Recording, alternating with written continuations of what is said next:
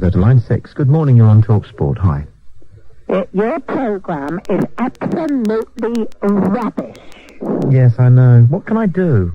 Absolutely rubbish tonight. It's appalling. What can I do? I don't know.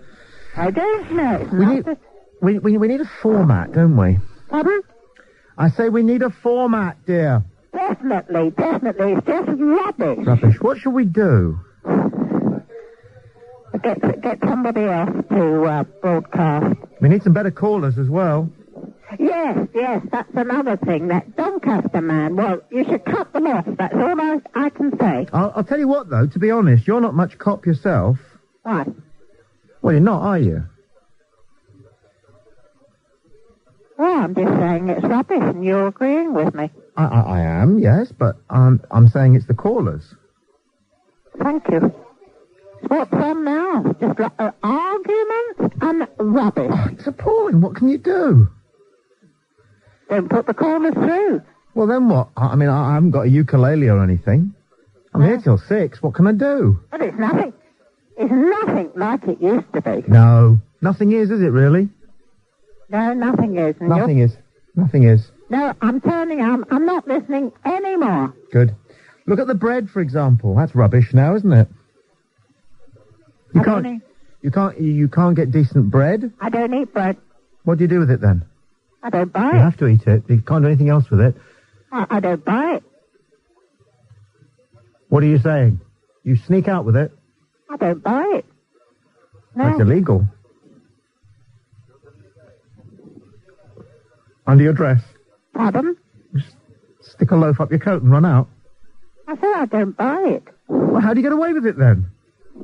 I don't eat it. I don't buy it. I mean, you're talking rubbish like all the others. Oh, I'm training to be on the air. That was fun. I enjoyed that. Good morning. You're on TalkSport. Hi, Tommy. Hello there. Good morning. Right, I've thought long and hard about coming on the radio with this, but someone's got to say it. Right, Bible prophecy. I'm not a churchgoer, and I can't really call myself a Christian, but Bible prophecy has been stunningly and undeniably fulfilled exactly when it was supposed to. This is now the biblical year 6000, and if you give me a second, I can prove it, undeniably prove it as well. Well, you'd have to caveat that with "in your own mind." Okay, well, fine. Just I'll explain it.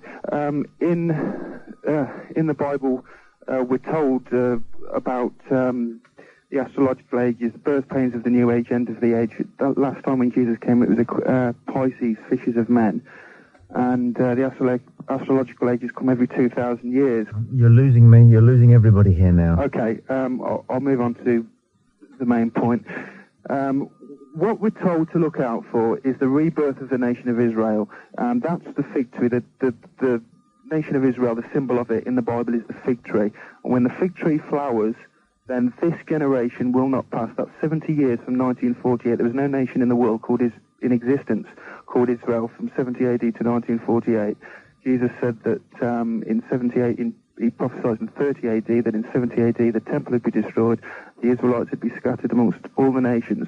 Now, in Ezekiel 36, plenty of other places, it says that right at the end, I will gather you out of all the nations, I'm quoting now, from all the nations which persecuted you, and bring you back to the land that I gave your forefathers. That happened in 1948. He then goes on to say that this generation will not pass. And the Bible then says that it will be a unique century as well. That suddenly, Isaiah, for a long time I've been silent. I've held myself back. That's Isaiah 42:14. In its time I will do this swiftly. It's all supposed to happen within a generation. Okay, right. Now the first three trumpets are warnings. The first three trumpets have blown. The last one blew in 1986, and it was Chernobyl, which was the worst man-made disaster ever. Well, it wasn't actually. Look, hey, come on. Okay, let me You need to talk with more people outside your circle. No, hold on a minute. I haven't got a circle. No, hang on. You hold on a minute. You're in my circle now, so we'll talk, Wormwood is Chernobyl. It's a direct translation. Chernobyl is... I don't know what you're... Ukraine, yes. In Ukraine, it's not. Well, look, just wait a minute. Chernobyl. Can I just take you up on a point? You said Can you're I going to just tell you what it says? No, not until we've established that you have to withdraw what you said because it was godless. Chernobyl was not the world's worst man-made disaster. Well, by any criteria you like, you name me one. Okay, there's hundreds of thousands of people in Eastern and Middle Europe which have got cancer, which has been attributed to the Chernobyl disaster. That's simply not true. Well, I would say that it was the worst man-made disaster. Maybe you would, but if you're saying it, then it's your opinion. Your opinion is clearly flawed. I accept it's my opinion. The conclusions that you draw need to be a little bit more precise. Okay. Well, it doesn't actually say anyway that it was the worst man-made disaster. Yeah, but I don't know what you do. Tell me where this is going, and then we'll let you carry on, if you would. Right, this is going all the way to something which will absolutely stun you, in my opinion. No, it definitely won't. Okay, well, let's just see. You can disabuse yourself of that. Right, Trumpet 3, 1986, this is all supposed to happen after the rebirth. It says that wormwood turns a third of the waters bitter. Many people died from the waters that had turned bitter. Where's all this, anyway? This is in Revelations 8:10. Now, wormwood is Chernobyl. Who wrote that, then? St. John wrote it in 97 AD, and Babylon is the symbolic enemy of the end time. Babylon wasn't in existence for 2,000 years when John wrote that. It's in code, and you have to... I don't know where to go with this, chap. I really don't. I mean, what would you do if you were me? What would you do? The Bible interprets itself. Yeah. Now, the prophecy for Trumpet 3, which is the last blowing of the trumpet, was... What is this blowing of the trumpet which you keep on about? Right, trumpets are warnings. If we're on an nihilistic course, we're sowing destruction for ourselves, we get warnings. We're clearly told trumpets are warnings. Now, Trumpet 3 says, Chernobyl turned a third of the waters bitter. Many people died from the waters that turned bitter. Now, the interpretation for this is, according to the meaning of its name, wormwood falls into the rivers and mountains. It makes sweet water bitter and poisonous. The men who drink the water die. When many live without God, find the very source of ongoing life contaminated. When they have turned to wickedness, they have tampered with something much more profound and powerful than they have known. What's your name? Sorry? What's your name? Russell. How old are you, Russell? I'm 28. Now, how long have you been working on all of this? Right, I've been working on this probably for about a year. Right. What do you do? I'm a publisher. Right. I've got a publishing business. I see. And what sort of books do you publish, if it's books? Well, I used to publish business-related books and stuff, but, that's all pretty humdrum and boring. If I can just explain this to you, the Bible tells us... no. In the, the prophecy in the end time, there'll be a one-world economic system. Forget it. If you don't mind me saying so. Well, ask me a question, any question you like. When did you last go out with a lady? Since you asked. Went out with a lady probably about 3 days ago. Did you? Wasn't that more fun than sitting up doing all this? Not really. Well, it should have been. Not really, Tom. What's more important? Well, it should have been. What's more important? You.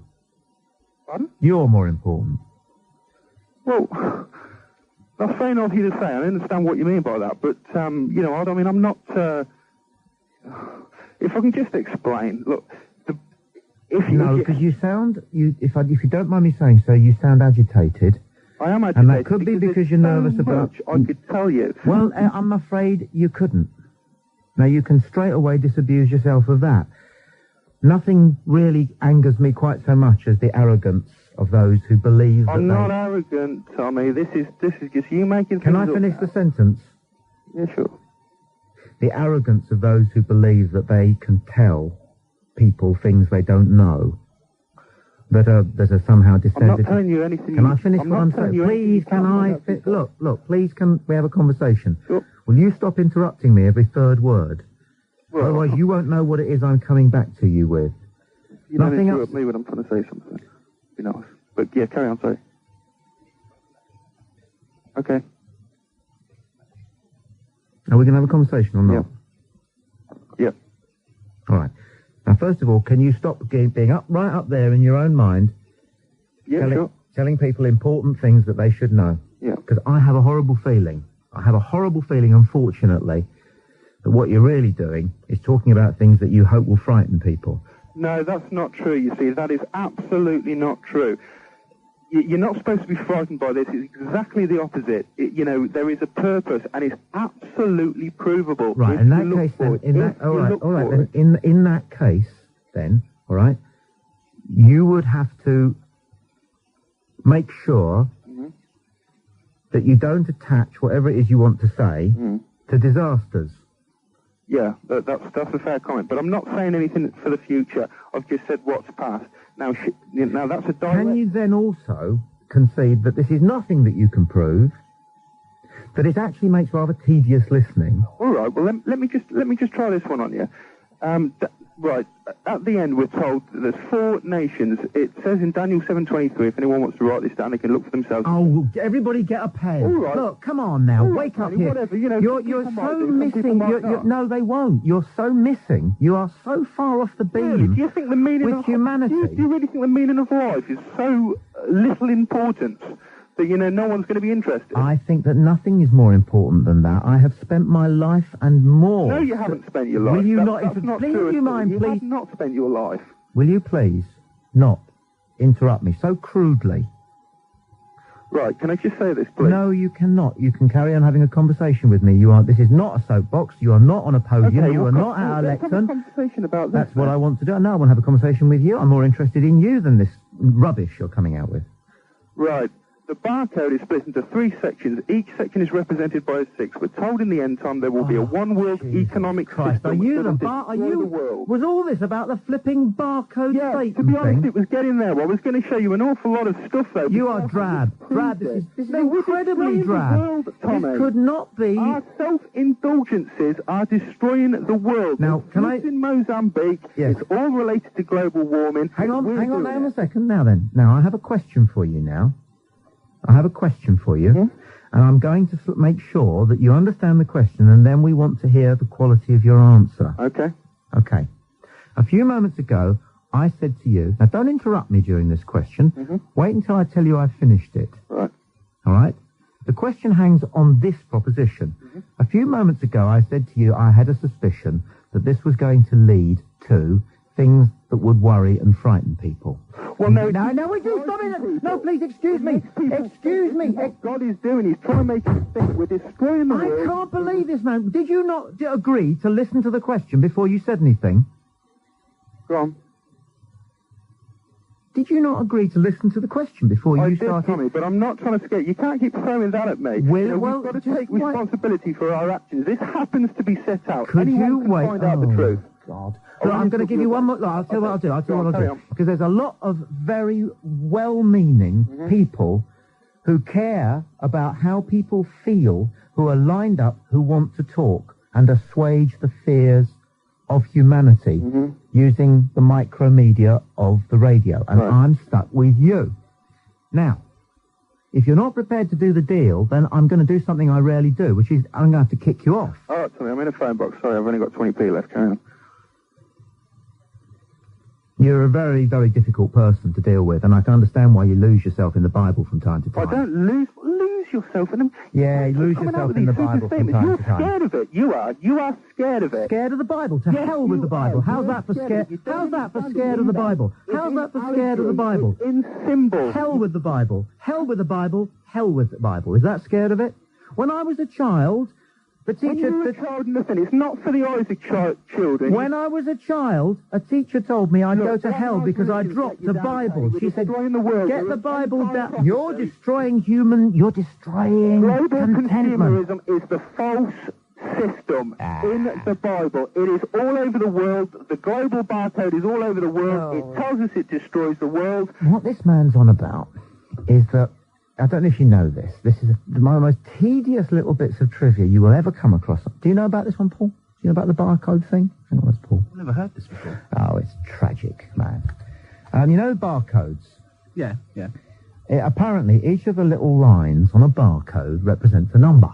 Yeah. Okay, and the length and the width of the code represents the number. And the scanner can immediately pick up the numbers. All right. Every barcode has got a little thin double line at the beginning, a little thin double line that's identical in the middle, and a little thin double line at the end, all right, to show the beginning and the middle and the end of the barcode. Right? It happens that, and it was probably done with some wit actually, it happens that the little number, the number which is represented by the little line at the beginning, middle, and end, is the number 6. Right. So a couple of saddos fell on this and went, 666, the mark of the devil. And one or two people have fallen on this and run away with this and decided that the devil is out there and the devil is working his evil ways at Tesco's. And every time you buy something with a barcode, the devil is entering your home. And it, you know, if it wasn't such a valid representation of how lost people can get in what matters in life, then it wouldn't be worth anything. But the fact of the matter is, if you ask me, when you get someone like, are you still there? Or have you gone? No, he's gone.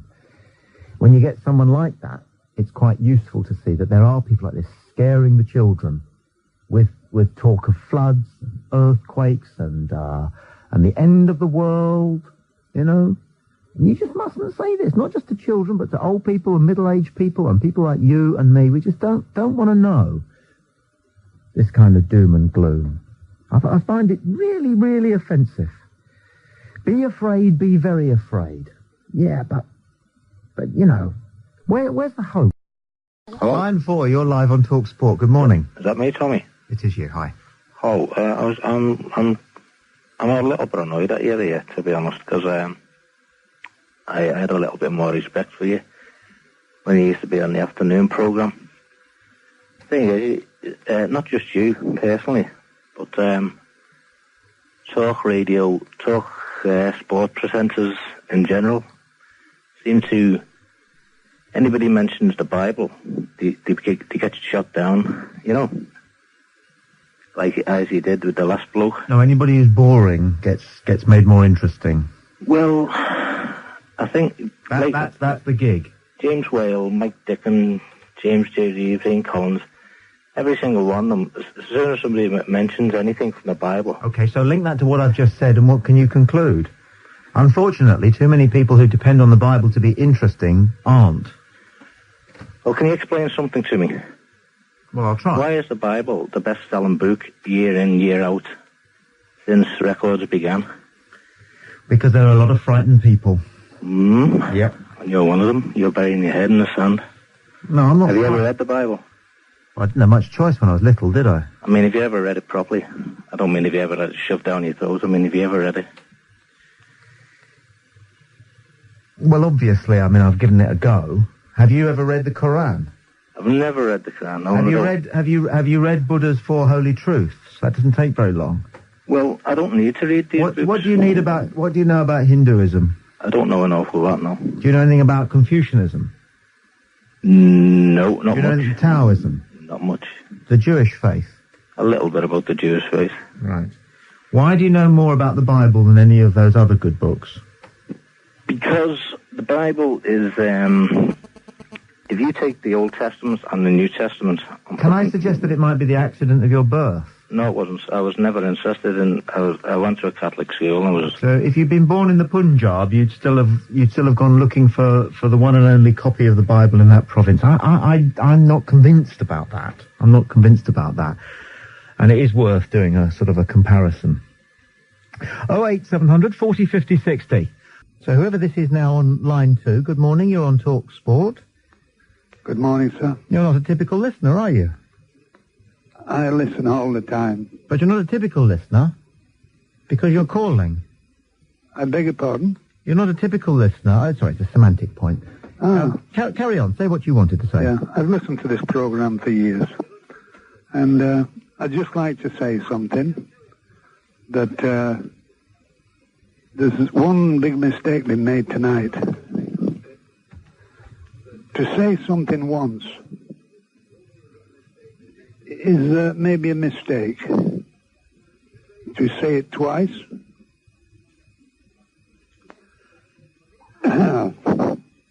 is not very palatable to my ears. But to say it 3 times, it comes under a special category in my world. And the world that I live in is not the world you live in.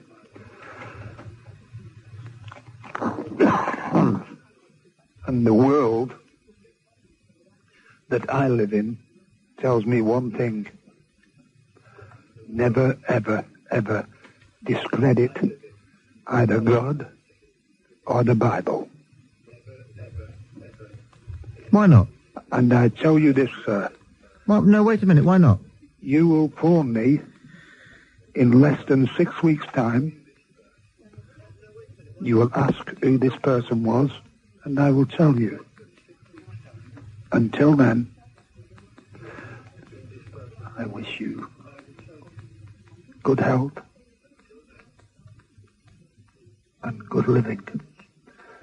But you will have reason to call me the person who is unlike you. Goodbye, sir. Oh, boogeyman call. My God, the age you are, the number of people you must have frightened in your life.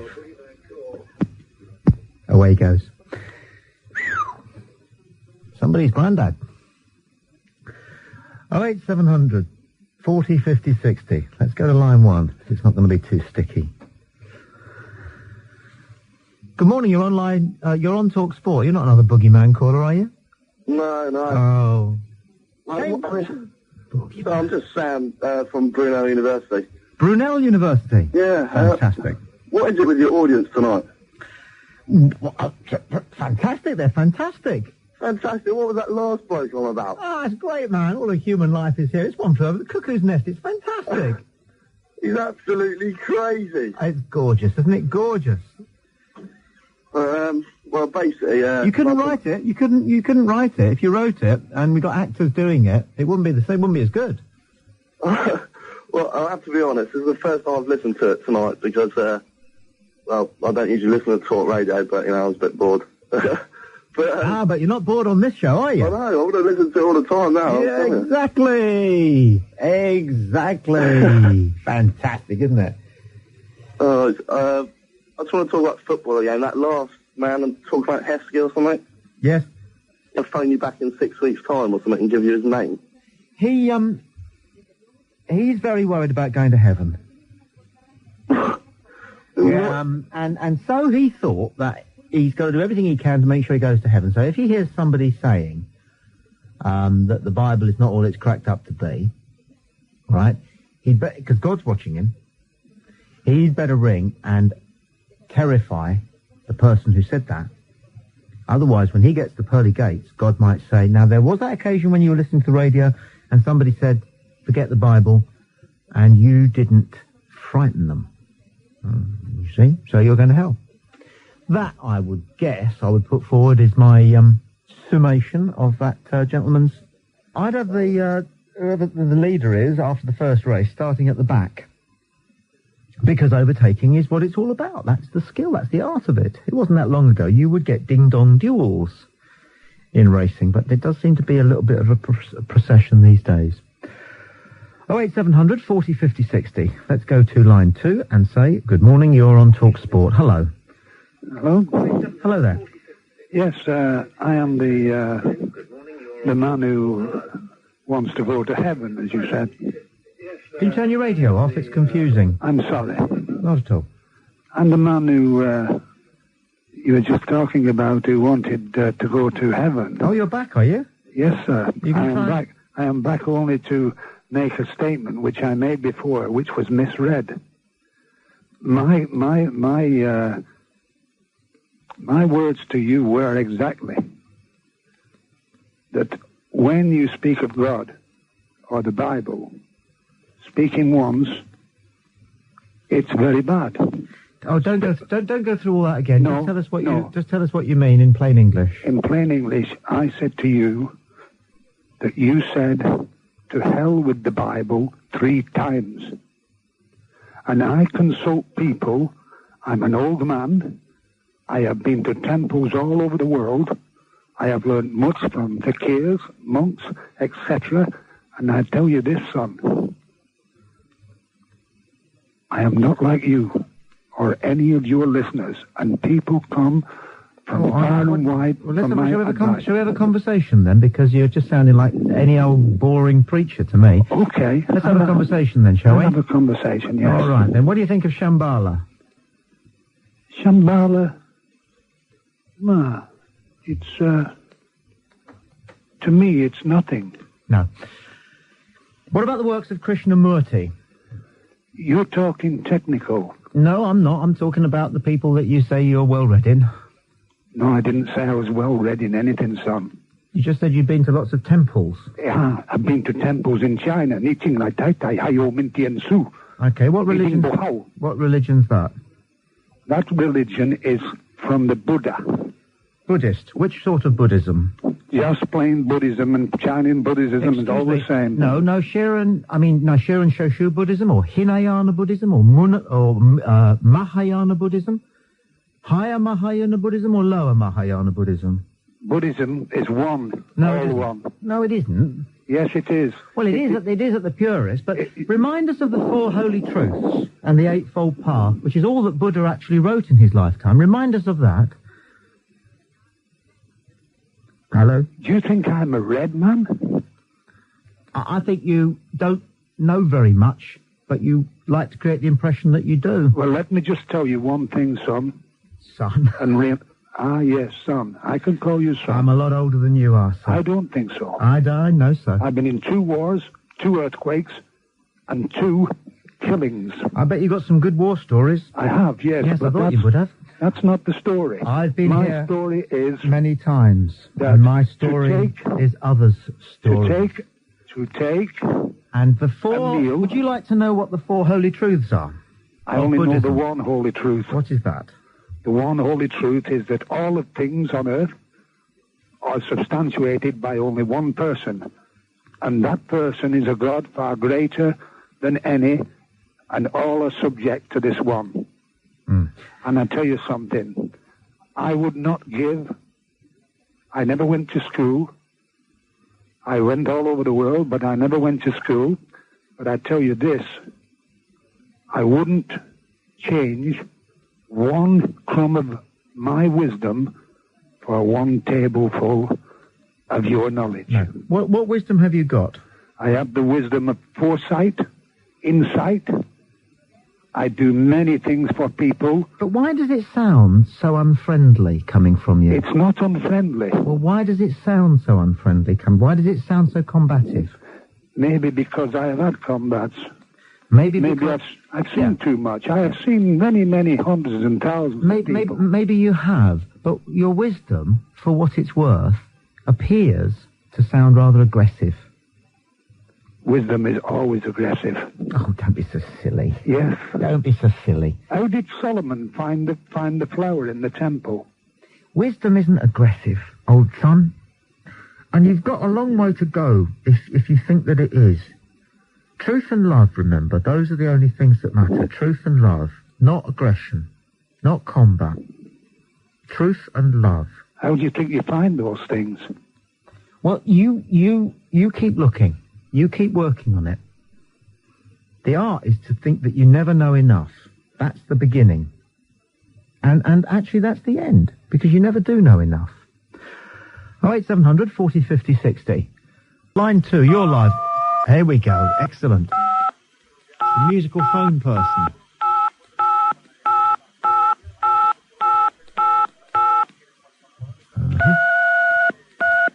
The sort of phone-in equivalent of SOS, this, I think. Yeah. You know, when you listen to a person on the phone, on a phone-in program, you get a picture of who they are. You can't avoid doing it. We were talking about this the other day. Similarly with someone who does something like that, you get a picture, don't you, of a slightly anemic youth. I've got a boy aged about 18 here, 19, lying on a ruffled bed, sort of Chatterton-like, and lost. Lost for something to say and yet desperately wanting to be noticed. Which is how it is for all of us when we're 18. Various slogans from religious people and from atheists, who in a sense are just as religious people. The only thing to be is agnostic. I'll tell you why. Because you simply don't know enough to be certain about God, and you simply don't know enough to be certain there isn't a God. You can only be agnostic if you've got 2 brain cells and half a heart. Because during the summer months, when it's hot and stuffy, there's so much pollution in the air. No, there isn't. There is. You've been watching John Craven's news round too much. Nothing to do with John Craven. Yes, you have. They're always on about pollution there. They're just trying to frighten the children. If you live in the city areas, like Leicester, where there's no coastal breeze like there is in Portsmouth, there is a build-up of pollution, and something's got to be done about it. No, nothing needs to be done about it. It's all right. No, I don't think that's right. It is. You're not a scientist. I'm a scientist. You're not a scientist. I am a scientist. I'm a trained environmental technician. No, and I'm here to tell you that actually pollution is quite good for you. I think as a radio presenter, you should be presenting more on healthy living and putting that more across. Oh, people are fed up with being told what to do by bods on the media. I'm absolutely sick and tired of Carol Vorderman being paid a fortune to tell you what sort of butter substitute to use because it's got 14% cholesterol. You know, I'm fed up with being ordered around by these bods on the radio and on television. Oh, everywhere you twist and turn, it's Anne Robinson admonishing you about this and doing that and a few more sit-ups and cut down on this and a bit more of that and you shouldn't be doing this and don't use your car and walk and all the rest of it. It's flipping Nazi Germany. But should they not be doing more on... No. No, lighten up. You're not listening to me. More on park and ride. Not so much. No, not interested. Why? Why? 'Cause it doesn't make any difference to how happy... It makes a difference. Doesn't make any difference to how happy you are. No, that's wrong. If it makes any difference to you, then that's sad. Yes, but it's wrong. Gandhi walked everywhere. He wouldn't even use the official cars they gave him when he was in Lancashire. He walked. So would you walk miles with a video recorder or if you brought a computer? No, you wouldn't. So you're looking for Yes, I would. No, you wouldn't. Yes, I would. So you got... How do you know I wouldn't? You got this heavy object in your hand. Yuri Geller?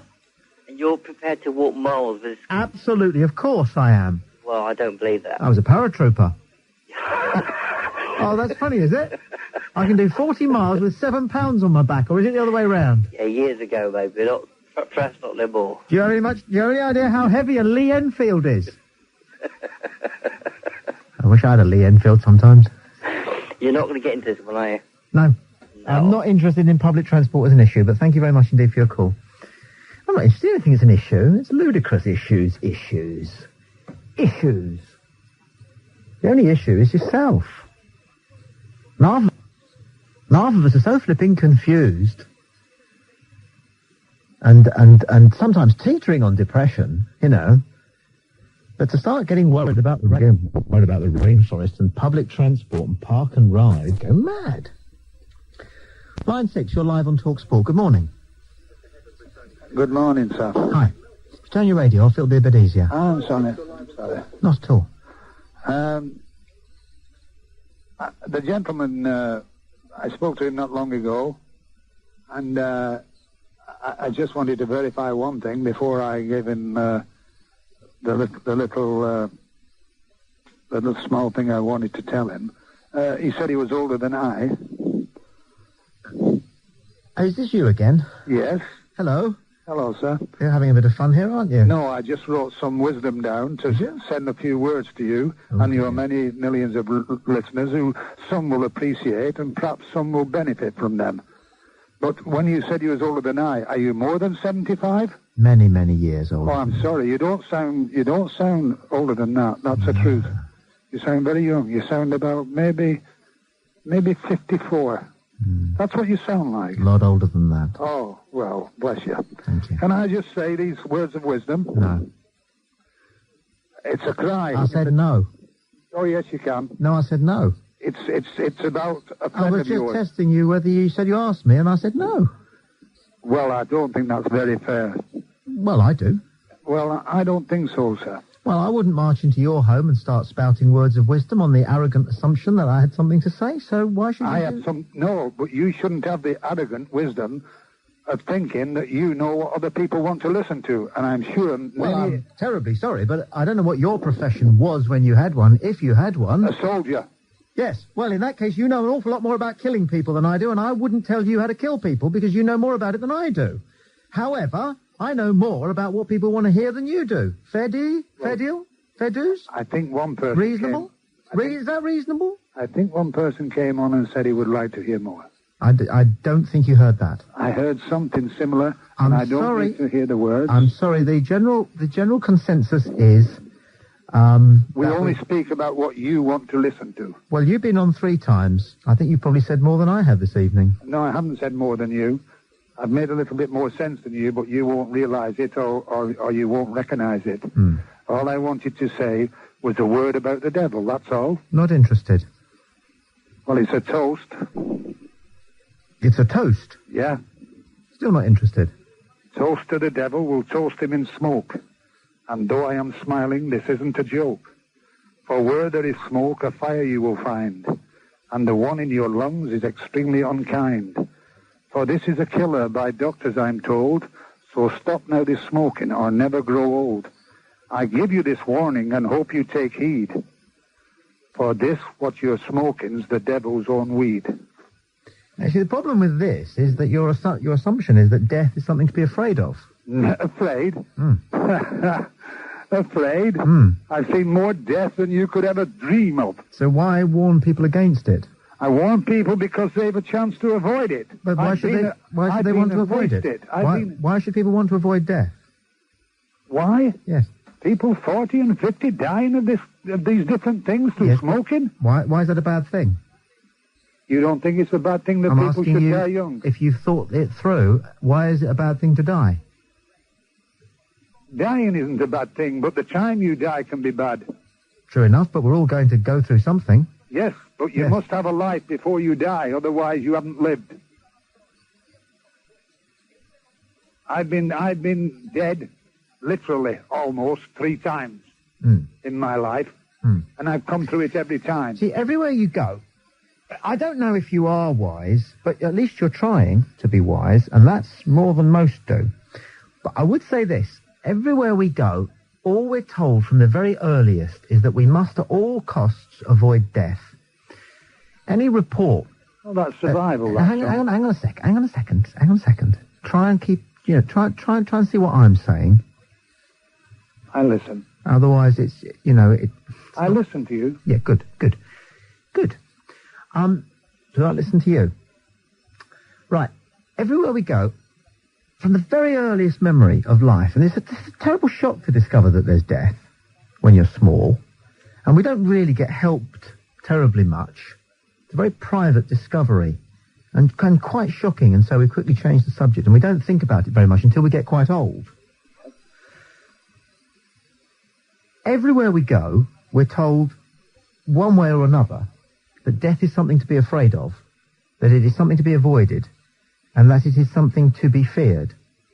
And I sometimes wonder whether we give that impression all too often, and that is one of the reasons why so many people are confused and in despair, because we assume that the last thing that ever happens to all of us, every single one of us, is something that we're going to regret.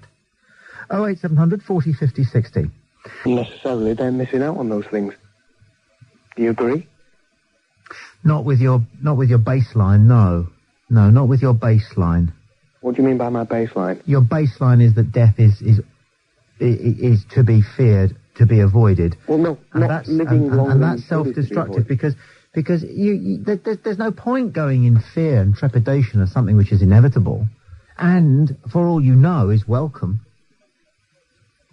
But is there any point in inhaling tar into your lungs and taking 20 years off your life when you could not inhale tar into your lungs and have 20 years of the wonderful little things in life that you celebrate? Well, hang on. You've jumped a bit. You skipped a few pages here. You've gone on to smoking, and we're talking about...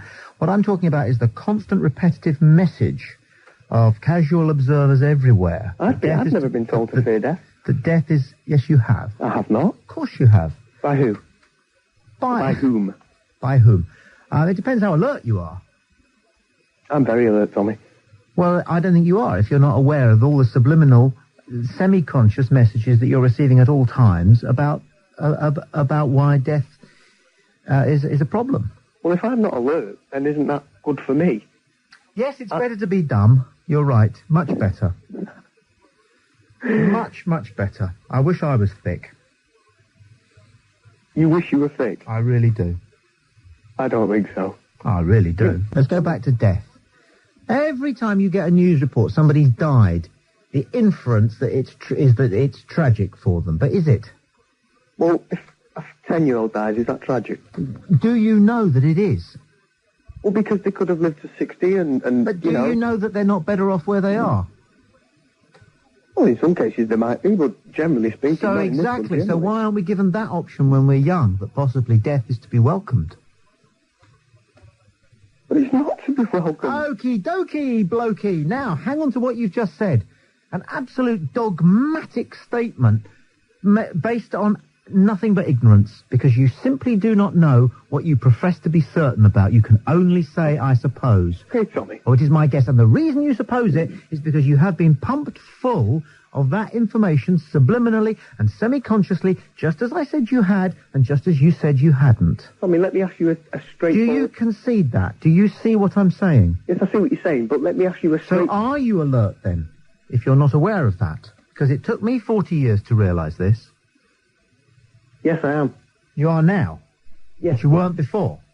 Let me ask you a hypothetical... Well, this has been a very valuable conversation for you. Let me ask you a hypothetical question. If you're given the... Can I give you a tip? Go on. Just do it. Stop asking, can I tell you this? Can I ask you that? Just do it. It saves time. Okay. Say you are given the straightforward choice. It doesn't matter how. You're given the straightforward choice. You can die in 10 minutes or 10 years. Which are you going to take? That isn't the point. It is the point. No, it is not the point, because I don't have that choice and nobody does. You could. Who has ever had that choice? Somebody could burst into your studio with a gun and say, right, I'll shoot you in 10 minutes or in 10 years. Which do you take? Who has ever had that choice? It's not. It's hypothetical. It's ludicrous. Yes, but it's hypothetical. It's ludicrous. But it could happen. It's irrelevant. It never has and it never will. So put it to one side. Let's deal with the truth. Let's deal with facts. Let's deal with certainties. The absolute certainty is that you, unconsciously, have been hypnotized into the certainty that death is to be feared, and you will live all your life in that shadow, and yet it may not be true. But it's never on my mind. Liar. It's not. You know that it is.